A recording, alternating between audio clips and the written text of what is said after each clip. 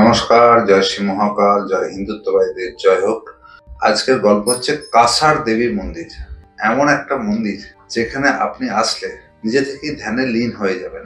আপনার যাবতীয় মানসিক দুশ্চিন্তা সব নিমেষে কিন্তু গায়েব হয়ে যাবে। স্বয়ং বিবেকানন্দ জি এই মন্দিরে অনেকবার ধ্যান করেছিলেন। পরীক্ষা করে দেখা গেছে এই মন্দির একটি চুম্বকীয় ক্ষেত্রের কেন্দ্র।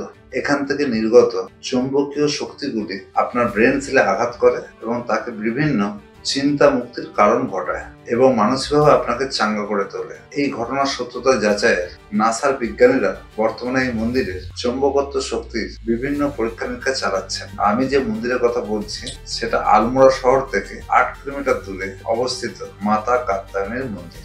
এই মন্দির অলৌকিক ঘটনার আকর্ষণ। প্রতিদিন বহু ভক্তের সমাগম হয় এবং ভক্তি শ্রদ্ধার মাধ্যমে মায়ের কাছে করুণার প্রার্থনা করা হয়। ভালো থাকুন, সুস্থ থাকুন, জয় শ্রী মহাকাল।